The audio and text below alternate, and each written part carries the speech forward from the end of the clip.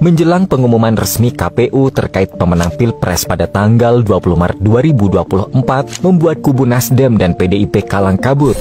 Narasi hak angket yang digaungkan mendadak tenggelam, tak satupun partai non-koalisi TKN yang mau bergerak merealisasikan hal tersebut. Beberapa faktor diantaranya adalah mengetahui bahwa hak angket tidak akan bisa mengubah hasil pemilu. Tom Lembong yang sebelumnya begitu percaya diri, namanya disebut-sebut Gibran Rakabuming sewaktu debat, justru hari ini menghilang. Dia adalah salah satu tokoh provokatif yang selalu menuduh kecurangan KPU.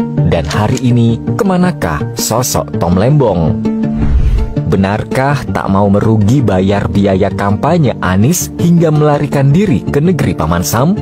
Living daripada Anda berbohong kepada publik, yang menurut satu karakter yang nggak bagus. Jadi saya nggak ngerti bagaimana Tom Lembong memberikan statement seperti ini. Bagaimana Anda memberikan advies bohong kepada calon pemimpin yang Anda dukung? Saya sedih lihat Anda di situ. Tom Lembong merupakan mantan Menteri Perdagangan Indonesia di Kabinet Jokowi.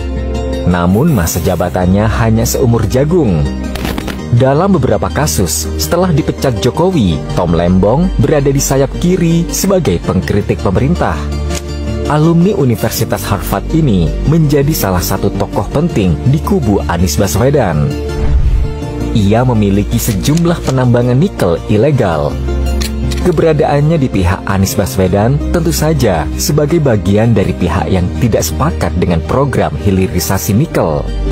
Tom Lembong tidak sepakat dengan hilirisasi sebagai alasan, di mana hal itu bisa menutup mata pencahariannya selama ini. Luhut Binsar Panjaitan tahu betul bagaimana bisnis haram Tom Lembong berjalan. Ketika kepentingan negara dan rakyat dijegal hanya demi kepentingan bisnisnya, Luhut mengeluarkan ultimatum kepada Tom Lembong dan menantangnya untuk cek tambang nikel. Dari dulu, jiwa merah putih Tom Lembong sudah banyak mendapat keraguan.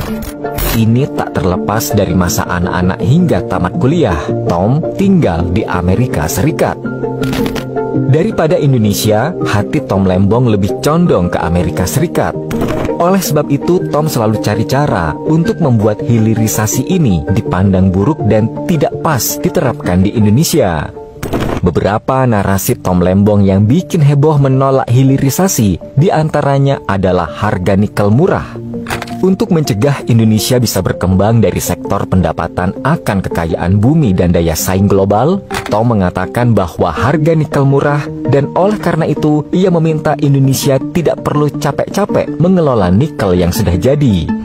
Mending nikel mentahnya langsung diekspor karena selisih harganya tidak terlalu jauh. Ucapan Tom ini langsung disanggah oleh Luhut Panjaitan. Data yang dipakai Tom Lembong soal harga nikel murah langsung dikoreksi oleh Menteri Energi dan Sumber Daya Alam Arifin Tasrif dan juga Menteri Perdagangan Zulkifli Hasan. Dari data 10 tahun terakhir, 2014 hingga 2024, harga nikel setelah hilirisasi naik dari $12.000 per ton menjadi $15.000 per tonnya.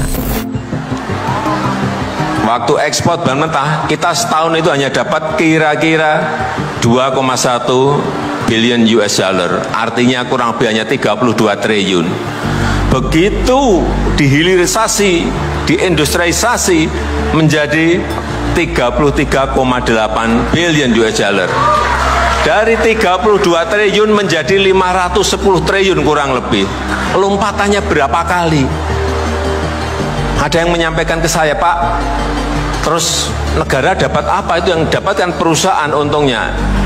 Jangan lupa, waktu mengekspor bahan mentah, kita itu memungut royalti, pajak. Penerimaan negara bukan pajak, pajak perusahaan, pajak karyawan. Setelah hilirisasi, bayangkan, negara memungut dari 32 triliun. Setelah hilirisasi, negara memungut dari 510 triliun. Pilih mana?